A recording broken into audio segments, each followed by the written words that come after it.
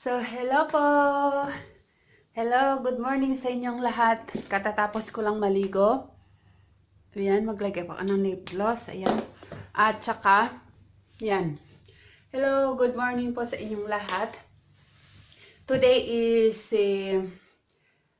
December 28th, which is here in Spain is a special day because they celebrate what we call the Holy Innocent Day or the Dia de los Santos Inocentes. So let me give some trivia about the December 28th. This day, December 28th trivia, which is happened during the time of Herodes. Yung nangyari doon sa Bethlehem. So, today is the Holy Innocent Day, which is they celebrate here in Spain on the 28th of December. So, this is a facts and a trivia. So, the Holy Innocent Day or the Dia de los Santos Inocentes, this is one of the most popular and entertaining Christmas tradition in Spain. The December 28th is the day when everyone is allowed to do or play practical jokes or like what we call the pranks, funny pranks. So this celebration appears to have its origin in an event that was narrated by the Bible concerning King Herod and the innocent babies that was killed during the time of his time of King Herod. So, although over the centuries it was evolved to become a boisterous day in which even the media usually reports on some outrage and completely invented new stories like making jokes and funny pranks. Furthermore, the Day of the Innocent is the time when was ordered by the time of King Herod killed all the little boys or babies from 2 to 2 years old and below in the city of Belen or what we call Bethlehem now. And according to the Holy Bible of Matthew, an angel of the Lord appeared to Joseph in dream for to get his family and escape to Egypt until the King Herod died. So they will be safe, that Jesus will not be killed by the soldiers of King Herod. So that's it. Furthermore, the Innocent Day, which is the massacre of the innocent, is celebrated in the Christian churches in the West on December 28th, and in the Eastern churches is they celebrate on December 29. It commemorates the massacre of young male children by the time of the King Herod. So when the time passed by centuries,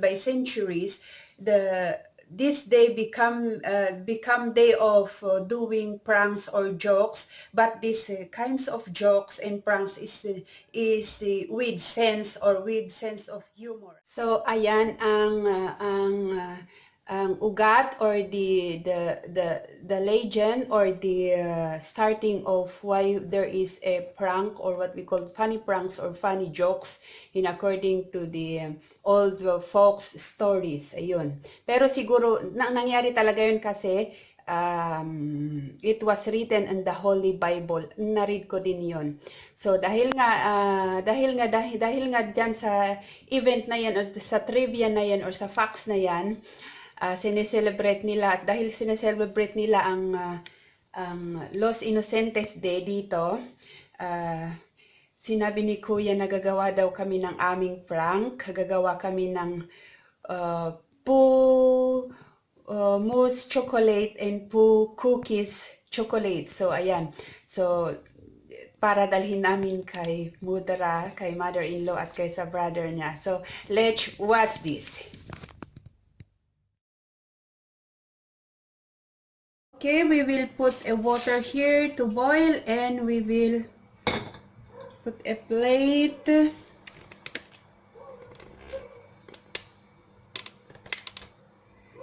And we use the chocolate.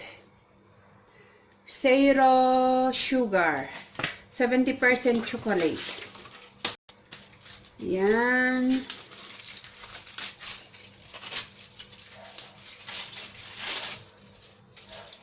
Yan. Uh-oh.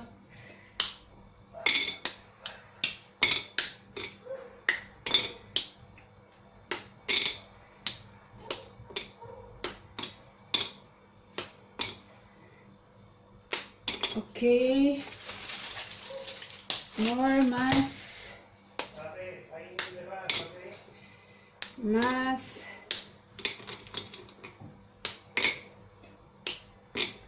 Okay. We will melt it. Okay. When we will put our nata, our cream, whipped cream. That's it. We'll put all. To cook with the, melt with the chocolate. With the chocolate.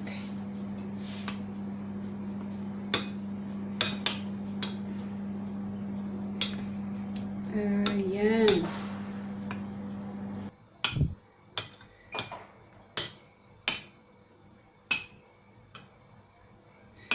Okay.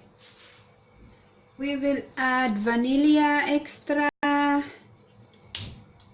Yups. Okay, I want more.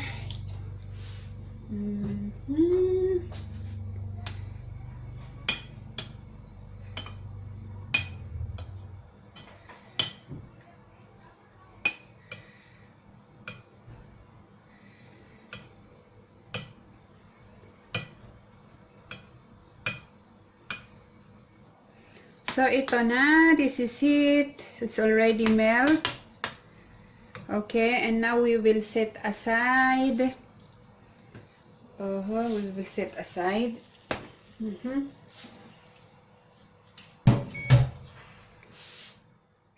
We will whip our whipped cream. This is already put in the refrigerator for 2 hours.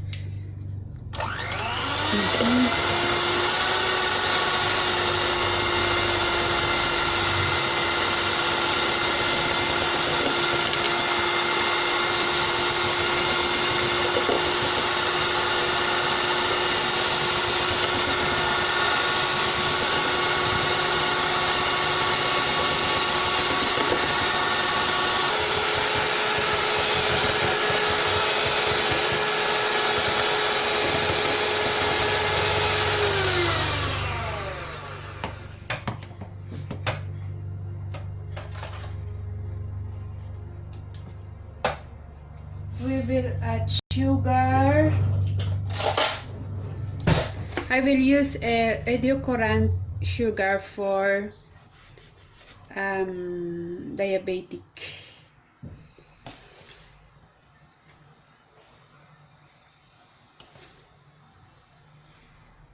Okay.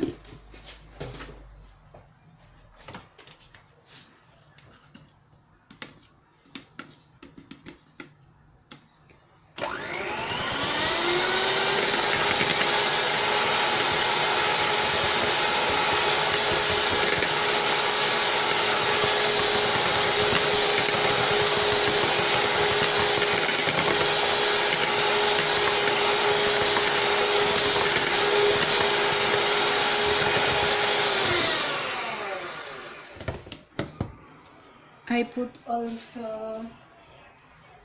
also vanilla extra. Yan.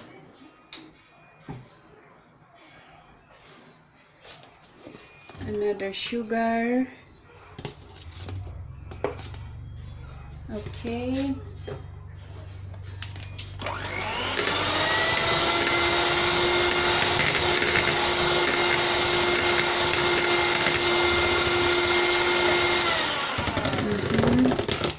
now we will add our chocolate. This.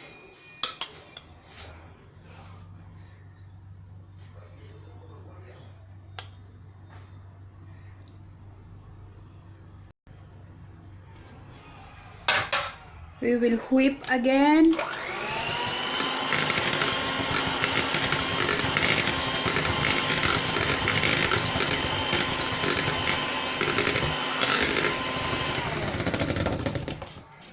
Slowly, slowly, we will add our chocolate.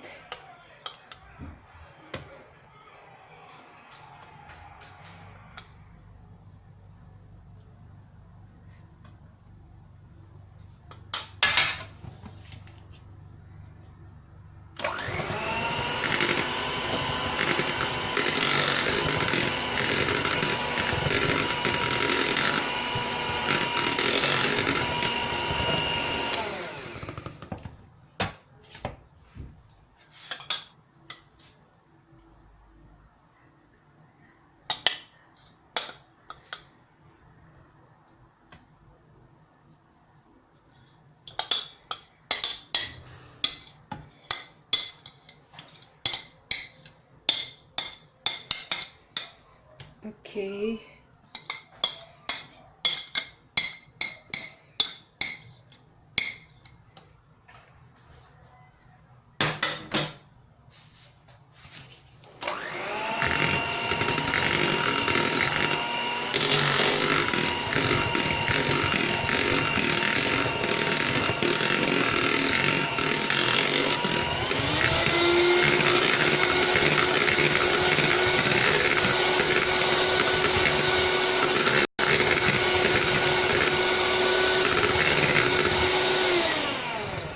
Yes, ta.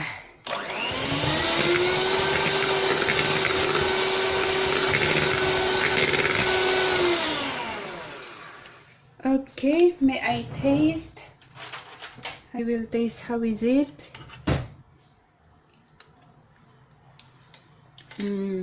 Yummy. It's yummy.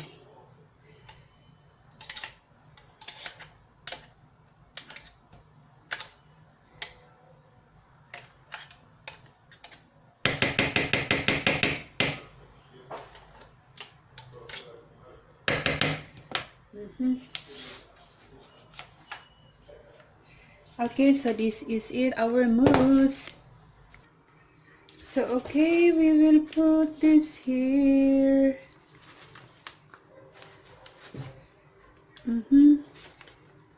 So that you can see. That's it.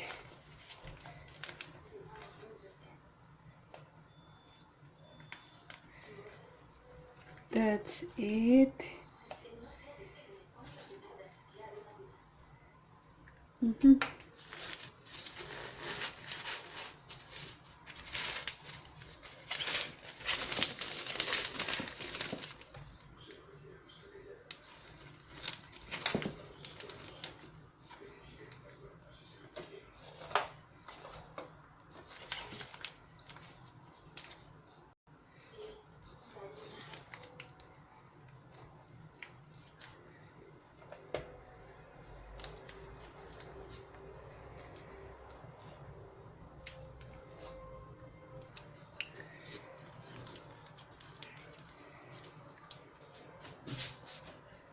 So yeah, a stick.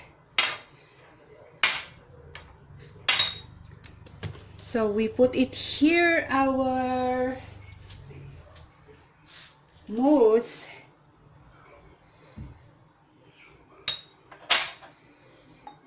I want to make it like a caca.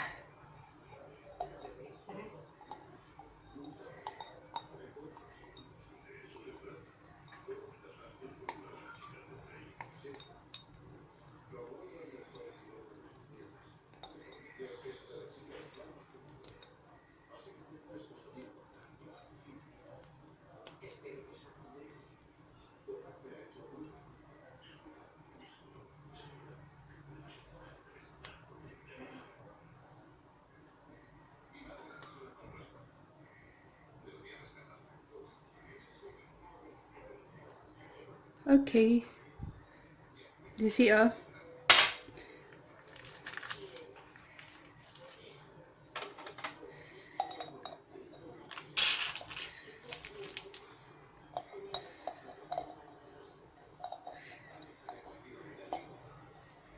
It's like a...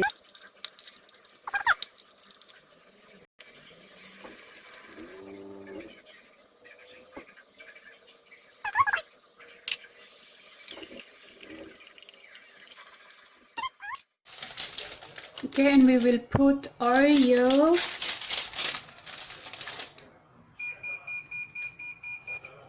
This.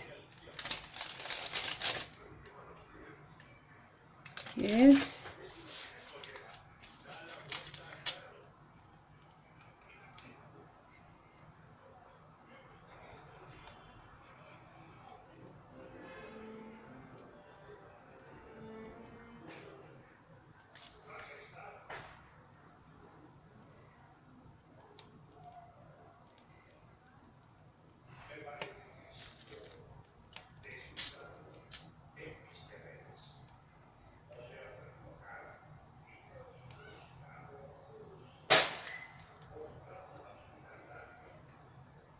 Okay.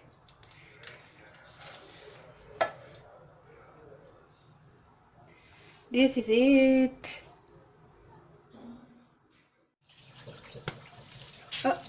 It's not enough.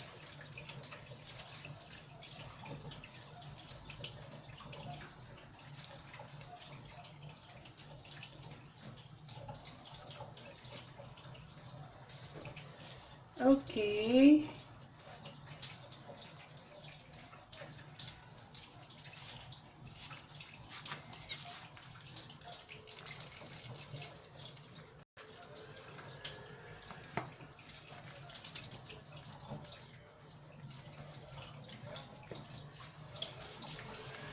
Uh-uh.